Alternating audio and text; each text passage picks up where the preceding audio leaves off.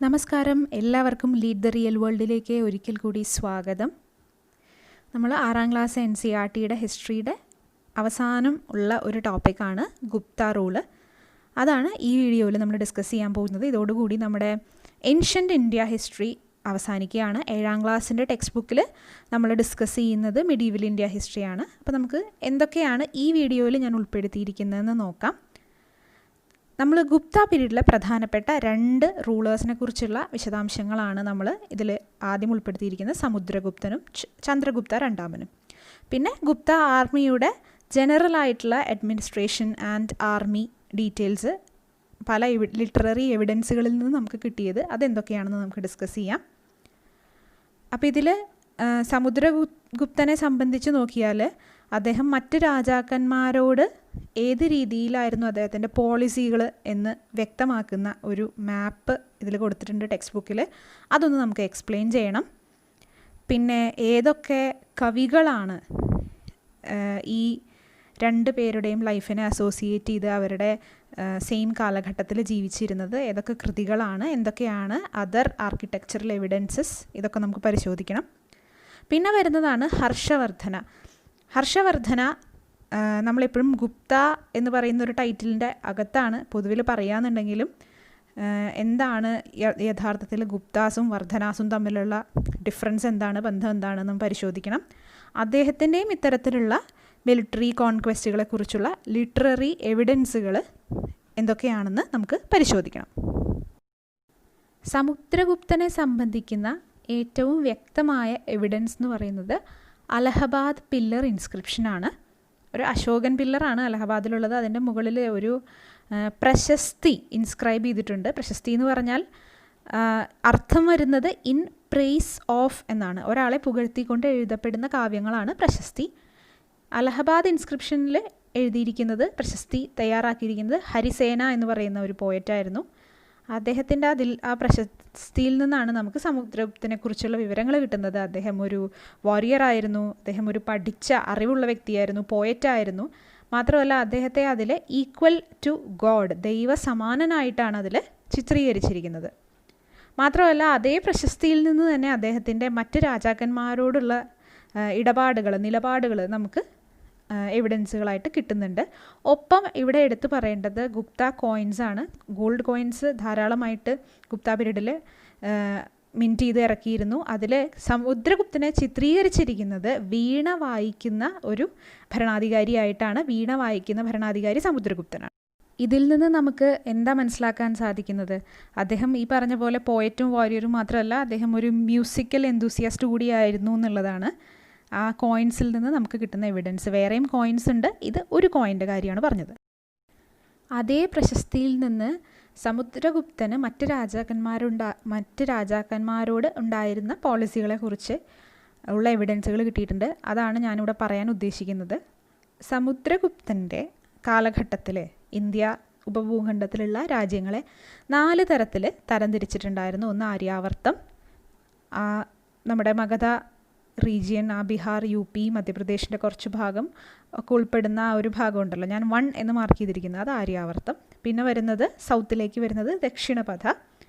പിന്നെ ആര്യാവർത്തത്തോട് തൊട്ട് കിടക്കുന്നത് ഇന്നർ സർക്കിൾ ഓഫ് കിങ്ഡംസ്, അതിനും പുറത്ത് കിടക്കുന്നത് നോർത്ത് വെസ്റ്റിൽ കിടക്കുന്നത് ഔട്ടർ സർക്കിൾ ഓഫ് കിങ്ഡംസ്. അപ്പോൾ ഇതിൽ ഓരോന്നിലും റൂളേഴ്സിനെ എങ്ങനെയാണ് സമുദ്രഗുപ്തൻ പരിഗണിച്ചിരുന്നതെന്ന് നമുക്ക് പരിശോധിക്കാം. ആര്യാവർത്തത്തിൽ പ്രധാനമായിട്ടും 9 റൂളേഴ്സിനെയാണ് സമുദ്രഗുപ്തൻ തോൽപ്പിച്ച് അവരുടെ കിങ്ഡംസൊക്കെ സമുദ്രഗുപ്തൻ്റെ നേരിട്ടുള്ള ഭരണാധികാരത്തിൻ്റെ കീഴിൽ കൊണ്ടുവന്നു. ആര്യാവർത്തത്തിലെ പ്രധാനപ്പെട്ട സിറ്റികൾ മെൻഷൻ ചെയ്തിട്ടുണ്ട് ആ മാപ്പിൽ. നിങ്ങൾ പരിശോധിച്ചാൽ നിങ്ങൾക്ക് കാണാൻ പറ്റും. ഈ മാപ്പിൽ ഞാൻ വരച്ചിട്ടില്ല, ടെക്സ്റ്റ് ബുക്ക് എടുത്തു നോക്കണം. ആ സിറ്റികൾ മാർക്ക് ചെയ്തിരിക്കുന്നത് അറിയണമെങ്കിൽ കനൂജ്, മധുര, പ്രയാഗ, പാടലിപുത്ര, നളന്ദ തുടങ്ങിയ സിറ്റികളാണ്. അപ്പോൾ അവരെ നേരിട്ട് തോൽപ്പിച്ച് അവരുടെ രാജ്യം തൻ്റെ കീഴിൽ കൊണ്ടുവന്നു സമുദ്രഗുപ്തൻ. ഇനി രണ്ടാമത് വരുന്നത് ദക്ഷിണപഥത്തിൽ 12 റൂളേഴ്സ് ഉണ്ട്. ആ നമ്പർ 2 എന്ന് പറഞ്ഞ് കാണിച്ചിരിക്കുന്നത് ദക്ഷിണപഥത്തിലെ റൂളേഴ്സിൻ്റെ ക്യാപിറ്റൽ സിറ്റീസ് ഉൾപ്പെടുന്ന ഭാഗമാണ്, മൊത്തം ഏരിയ അല്ല. അപ്പോൾ അവരെയും സമുദ്രഗുപ്തൻ തോൽപ്പിച്ചു. പക്ഷേ അവരെ നേരിട്ട് തൻ്റെ ഭരണാധികാരത്തിൻ്റെ കീഴിൽ കൊണ്ടുവന്നില്ല. അവർക്ക് രാജ്യം തിരിച്ചു കൊടുത്തിട്ട് അവരോട് തന്നെ ഭരിച്ചോളാൻ പറഞ്ഞു. സാമന്തന്മാരായിട്ട് തുടർന്നോളാനായിട്ട് സമുദ്രഗുപ്തൻ അവരെ അനുവദിച്ചു. ഇനി വരുന്നത് inner circle of neighbouring States ആണ്, നമ്പർ 3. അവിടെ വരുന്നത് വീണ്ടും കുറച്ച് പ്രധാനപ്പെട്ട സിറ്റികൾ അവിടെ വരുന്നുണ്ട്. അതും മാപ്പിൽ കാണിച്ചിട്ടുണ്ട്, നിങ്ങൾക്ക് പരിശോധിക്കാം.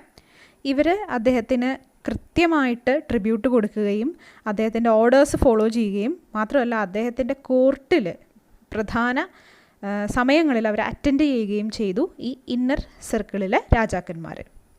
ഇനി നമുക്ക് ഔട്ടർ സർക്കിൾ പരിശോധിക്കാം. ഔട്ടർ സർക്കിൾ എന്ന് പറഞ്ഞാൽ ശരിക്കും നമ്മുടെ നോർത്ത് വെസ്റ്റിലുള്ള ഏരിയയാണ്. ഗുജറാത്തിൻ്റെ കുറച്ച് ഭാഗമുണ്ട്, രാജസ്ഥാൻ്റെ ഭാഗമുണ്ട്, പിന്നെ അങ്ങോട്ട് പാകിസ്ഥാൻ്റെ അഫ്ഗാനിസ്ഥാൻ്റെ ഒക്കെ ഏരിയയാണ്. ഈ ഔട്ടർ സർക്കിളിലുള്ള രാജ്യങ്ങൾ അല്ലെങ്കിൽ രാജാക്കന്മാർ പ്രധാനമായിട്ടും കുഷാനാസിൻ്റെയും ഷാഗാസിൻ്റെയും ഒക്കെ പിന്തുടർച്ചക്കാരാണ്. മാത്രമല്ല ഈ ഔട്ടർ സർക്കിൾ എന്ന് പറയുമ്പോൾ അതിൽ ശ്രീലങ്കയും കൂടെ പെടും. നിങ്ങൾ ശ്രദ്ധിക്കണം, ഞാൻ താഴെ ശ്രീലങ്കയും കൂടെ മാർക്ക് ചെയ്തിട്ടുണ്ട്. ഇവരുമായിട്ട് പ്രധാനമായിട്ടും മാട്രിമോണിയൽ അലയൻസുകളാണ് സമുദ്രഗുപ്തൻ താല്പര്യപ്പെട്ടത്. അവരെ ഭരിക്കുക എന്നതിലുപരി അവർ സാമന്തന്മാർ തന്നെയായിരുന്നു സമുദ്രഗുപ്തൻ്റെ, പക്ഷേ ഒരു ഫ്രണ്ട്ലി അല്ലെങ്കിൽ ഒരു ഫാമിലി റിലേഷൻ വരുത്താനായിട്ട് മാട്രിമോണിയൽ അലയൻസിലൂടെ അദ്ദേഹം ശ്രമിച്ചിരുന്നു. ഇങ്ങനെയാണ് സമുദ്രഗുപ്തന് മറ്റുള്ള രാജാക്കന്മാരോടുള്ള പോളിസി ഉണ്ടായിരുന്നത്. ഇതും ഹരിസേനൻ്റെ പ്രശസ്തിയിൽ നിന്ന് നമുക്ക് കിട്ടുന്ന എവിഡൻസുകളാണ്. ഇനി നമുക്ക് ജനറൽ ആർമി ആൻഡ് അഡ്മിനിസ്ട്രേഷൻ ഒന്ന് നോക്കാം. ഗുപ്ത ആർമിയിൽ ആനപ്പട ഉണ്ടായിരുന്നു, കുതിരപ്പട ഉണ്ടായിരുന്നു, ഫുഡ് സോൾജേഴ്സ് ഉണ്ടായിരുന്നു, തേരിൽ ഇരുന്ന് യുദ്ധം ചെയ്യുന്ന ആളുകളുണ്ടായിരുന്നു. അങ്ങനെ 4 സെക്ഷനാണ് ഉണ്ടായിരുന്നത്. ഈ ആർമി മെയിൻറ്റെയിൻ ചെയ്യാൻ അല്ലെങ്കിൽ ഇത്രയും സോൾജേഴ്സിനെ മെയിൻറ്റെയിൻ ചെയ്യാൻ രാജാവ് നേരിട്ടല്ല ഉത്തരവാദിത്വം ഏറ്റെടുത്തിരുന്നത്. പകരം ഓരോ റീജിയണിലും ഓരോ മിലിറ്ററി കമാൻഡേഴ്സിനെ ഏൽപ്പിച്ചു. അവർക്ക് ഈ ആർമി മെയിൻറ്റെയിൻ ചെയ്യാനായിട്ട് റെഗുലർ സാലറി കൊടുത്തിരുന്നില്ല. പകരം അവരോട് ആ ഒരു ഏരിയയിൽ ടാക്സ് കളക്ട് ചെയ്തോളാൻ പറഞ്ഞു. സോൾജേഴ്സിനെ മെയിൻറ്റെയിൻ ചെയ്യുന്നതിനും പിന്നെ അവരുടെ പേഴ്സണൽ ആയിട്ടുള്ള ചിലവുകൾക്കുമായിട്ട് റവന്യൂ കളക്ഷൻ അവരെ ഏൽപ്പിച്ചു. അപ്പോൾ അങ്ങനെ റവന്യൂ കളക്ഷൻ ചെയ്ത് സ്വന്തമായിട്ട് ആർമി മെയിൻറ്റെയിൻ ചെയ്ത് വന്നവരെ ഒരു ആവശ്യഘട്ടത്തിൽ ഒരു യുദ്ധസമയത്ത് രാജാവിനെ ഈ ആർമിയെ അയച്ച് സഹായിക്കും. ഗ്രാജ്വലി ഈ സാമന്തന്മാർ, ഈ പറയുന്ന മിലിറ്ററി കമാൻഡേഴ്സ് അല്ലെങ്കിൽ സാമന്തന്മാർ, അവർ ഇൻഡിപെൻഡൻ്റ് ആവാനായിട്ട് ശ്രമിച്ചു തുടങ്ങി. പല സ്ഥലത്തും അതിനോട് ബന്ധപ്പെട്ട കോൺഫ്ലിക്റ്റുകൾ ഉണ്ടാവാൻ തുടങ്ങി. ഇതാണ് ആർമിയെക്കുറിച്ച് പറയാനുള്ളത്. ഇനി അഡ്മിനിസ്ട്രേഷനിലേക്ക് വരാം. ലാൻഡ് റവന്യൂ സിസ്റ്റം ഉണ്ടായിരുന്നു. ഞാൻ നേരത്തെ പറഞ്ഞു സാമന്തന്മാരാണ് റവന്യൂ കളക്ട് ചെയ്തിരുന്നത്. വില്ലേജ് ആയിരുന്നു യൂണിറ്റ് ഓഫ് അഡ്മിനിസ്ട്രേഷൻ. മാത്രമല്ല പല അഡ്മിനിസ്ട്രേറ്റീവ് പോസ്റ്റുകളും ഹെറിഡിറ്ററി ആയിരുന്നു, പാരമ്പര്യമായിട്ട് കൈമാറി വന്ന പോസ്റ്റുകളായിരുന്നു മിക്കവാറും അഡ്മിനിസ്ട്രേറ്റീവ് പോസ്റ്റുകൾ. ഇനി ചില ടൈറ്റിലുകൾ നമുക്കൊന്ന് പരിശോധിക്കാം. ഇവിടെ നഗരശ്രേഷ്ഠി എന്ന് പറഞ്ഞാൽ ചീഫ് ബാങ്കർ ആണ്. സാർത്തവാഹ എന്ന് പറഞ്ഞാൽ ലീഡർ ഓഫ് മെർച്ചൻറ്റ്സ്. പ്രഥമ കുളിക എന്ന് പറഞ്ഞാൽ ചീഫ് ക്രാഫ്റ്റ്സ്മാനിനെയാണ് നമ്മൾ പ്രഥമ കുളിക എന്ന് പറയുന്നത്. പിന്നെ കായസ്ഥ എന്ന് പറയുന്ന ഒരു ഗ്രൂപ്പുണ്ട്. അവർ സ്ക്രൈബ്സ് ആണ്, അതായത് റെക്കോർഡുകളൊക്കെ എഴുതുന്ന എഴുത്തുകുത്തുകൾ ചെയ്യുന്ന ആളുകളാണ് സ്ക്രൈബ്സ്, അവരാണ് കായസ്ഥ. പിന്നെ ഞാൻ നേരത്തെ പറഞ്ഞ ഹരിസേന എന്ന് പറഞ്ഞ പോയറ്റ്, പ്രശസ്തി തയ്യാറാക്കിയ ഹരിസേന എന്ന് പറഞ്ഞ പോയറ്റിനും വേറെ പല ടൈറ്റിലുകൾ ഉണ്ടായിരുന്നു. മഹാദണ്ഡനായക, ചീഫ് ജുഡീഷ്യൽ ഓഫീസർ. കുമാർ അമാത്യ എന്ന് പറഞ്ഞാൽ ഇമ്പോർട്ടൻറ്റ് മിനിസ്റ്ററാണ്. സന്ധി വിഗ്രാഹിക എന്ന് പറഞ്ഞാൽ minister of war and piece. നമ്മുടെ ഇപ്പോഴത്തെ എക്സ്റ്റേണൽ അഫയേഴ്സ് അല്ലെങ്കിൽ ഡിഫൻസ് മിനിസ്റ്റർ എന്നൊക്കെ പറയുന്ന പോസ്റ്റാണ് സന്ധി വിഗ്രാഹിക. അപ്പോൾ ഇതൊക്കെയാണ് ഗുപ്ത പീരീഡിൽ ഉണ്ടായിരുന്ന പ്രധാനപ്പെട്ട അഡ്മിനിസ്ട്രേറ്റീവ് പോസ്റ്റുകൾ. ഇനി സമുദ്രഗുപ്തൻ്റെ മകൻ ചന്ദ്രഗുപ്തൻ രണ്ടാമനുണ്ട്. അദ്ദേഹം നമ്മൾ അറിയപ്പെടുന്നത് വിക്രമാദിത്യൻ എന്നുള്ള പേരിലാണ്. കഥകളിലൂടെ നമ്മൾ കേട്ടറിഞ്ഞ അതേ വിക്രമാദിത്യനാണ് ഇതെന്നാണ് തെളിയിക്കപ്പെട്ടിരിക്കുന്നത്. അപ്പോൾ അദ്ദേഹം രാജ്യാധികാരം ഏറ്റെടുത്തത് 58 BC-യിലാണ്. അപ്പോൾ അപ്പം മുതലൊരു പുതിയ കലണ്ടർ സിസ്റ്റം ഇന്ത്യയിൽ നിലവിൽ വന്നു. അതിനെ വിക്രം സംവത്ത് എന്നാണ് വിളിച്ചിരുന്നത്.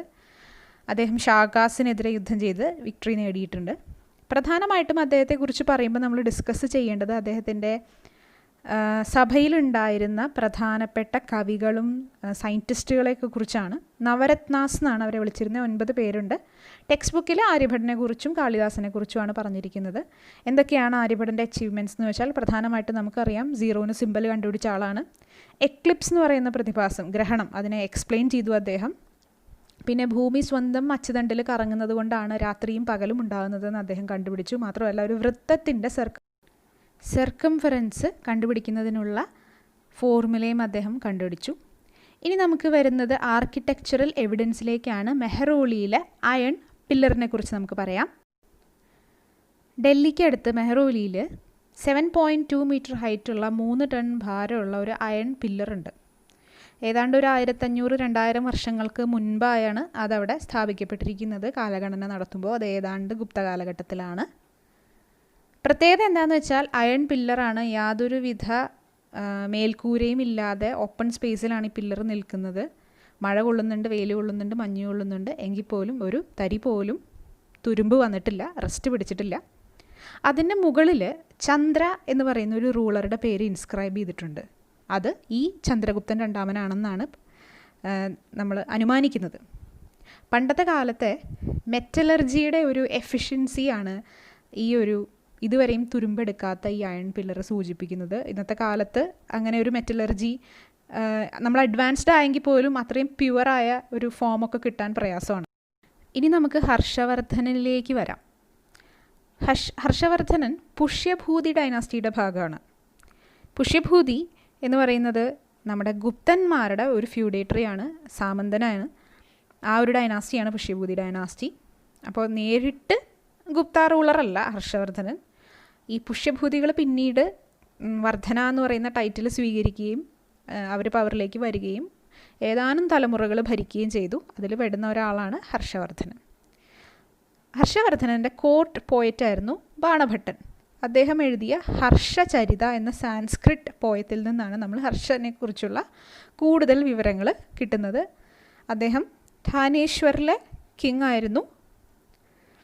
ബംഗാളിനെതിരെയും മഗധയ്ക്കെതിരെയും അദ്ദേഹം കോൺക്വസ്റ്റുകൾ നടത്തി. ബംഗാളിനെതിരെ അദ്ദേഹം കോൺക്വസ്റ്റ് നടത്താനുണ്ടായ സാഹചര്യം കുറച്ച് പേഴ്സണലാണ്. കാരണം അദ്ദേഹത്തിൻ്റെ സഹോദരിയെ, രാജകുമാരിയെ വിവാഹം കഴിച്ചിരുന്നത് കനൂജില രാജാവായിരുന്നു. അപ്പോൾ ഈ കനൂജില രാജാവിനെ ബംഗാളിലെ ഭരണാധികാരി തോൽപ്പിക്കുകയും അദ്ദേഹത്തെ വധിക്കുകയും ചെയ്തു. അപ്പോൾ അതിനൊരു പ്രതികാരം പോലെയാണ് ഹർഷൻ രാജ്യാധികാരം ഏറ്റെടുത്ത ഉടനെ ചെയ്ത കാര്യമാണ് ബംഗാളിലേക്ക് ഒരു പട നയിച്ച് ബംഗാളിനെ കീഴ്പ്പെടുത്തുക എന്നുള്ളത്.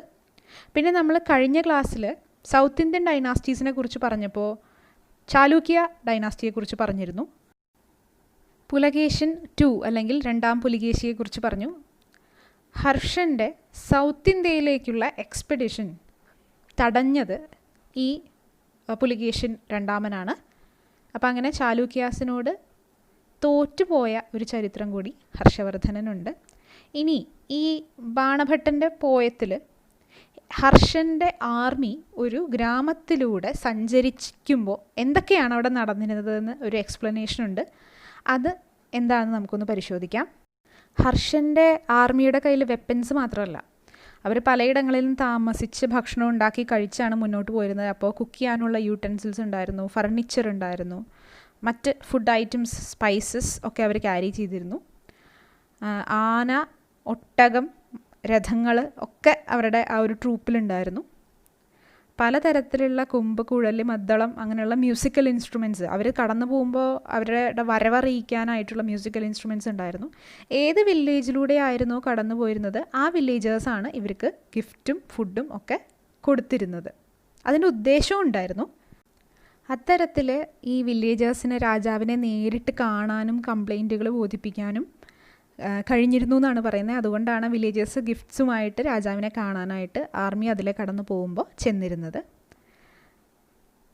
ഒരു കുറച്ച് എക്സാജുറേറ്റ് ചെയ്ത് പറഞ്ഞതായിരിക്കാം, പക്ഷേ എങ്കിലും ഈ ഒരു ബാണഭട്ടൻ്റെ കൃതിയിലുണ്ട്. The whole world swallowed up in dust എന്ന് പറയുന്നുണ്ട്. പൊടി ഉയർന്നിട്ട് ഭൂമി മുഴുവൻ കവർ ചെയ്ത പോലെയായിരുന്നു. കാരണം ഒരുപാട് കാളക്കൂറ്റന്മാരും ആനകളും ഒക്കെ കടന്നു പോകുമ്പോൾ ഒരുപാട് ഡിസ്ട്രക്ഷനും ഉണ്ടാവുന്നുണ്ട് വില്ലേജസിന്. അപ്പോൾ ഇത്തരത്തിൽ ഒരു ഡിസ്ട്രക്റ്റീവായ ഒരു കടന്നുപോക്കായിരുന്നു ഹർഷൻ്റെ ആർമി നടത്തിക്കൊണ്ടിരുന്നത്. ഒരു ചെറിയൊരു പോർഷനാണത്, ഞാനിവിടെ പറഞ്ഞു എന്ന് മാത്രം അന്നത്തെ ഒരു ആർമി സെറ്റപ്പ് അറിയാൻ വേണ്ടിയിട്ട്. ഗുപ്ത പീരീഡ് എന്ന് പറഞ്ഞാൽ ഇന്ത്യയുടെ ചരിത്രത്തിലെ സുവർണ കാലഘട്ടം എന്നാണ് പറയുന്നത് റിഗാർഡിങ് ആർട്ട് ആൻഡ് ആർക്കിടെക്ചർ. മാത്രമല്ല സാൻസ്ക്രിറ്റിനും ഒപ്പം ബ്രാഹ്മിൻസിനും ഉയർന്ന ഒരു പദവി ഈ ഒരു കാലഘട്ടത്തിൽ ഉണ്ടായിരുന്നു എന്നും കൂടി വേണം നമ്മൾ ശ്രദ്ധിക്കാൻ. അപ്പോൾ ഇത്രയും കൊണ്ട് നമ്മുടെ ക്ലാസ് 6ൻ്റെ പോർഷൻസ് കഴിയുകയാണ്. ഏൻഷ്യൻ ഹിസ്റ്ററി മുഴുവനല്ല, ഒരു ഉപരിപ്ലവമായിട്ടൊന്ന് പറഞ്ഞു തീർക്കാൻ ക്ലാസ് 6 റിവൈസ് ചെയ്യുന്നതോടുകൂടി നമുക്ക് സാധിച്ചിട്ടുണ്ട്. കൂടുതൽ അഡ്വാൻസ്ഡ് ആയിട്ടുള്ളത് ക്ലാസ് 11ലും 12ലും ഒക്കെ ആയിട്ട് നമുക്ക് കാണാൻ കഴിയും, അഡ്വാൻസ്ഡ് ഇന്ത്യൻ ഹിസ്റ്ററി. അപ്പോൾ അത് നമുക്ക് വഴിയെ ഡിസ്കസ് ചെയ്യാം. ഇപ്പോൾ എല്ലാവരും പഠനം മുന്നോട്ട് കൊണ്ടുപോവുക. Let's lead the real world.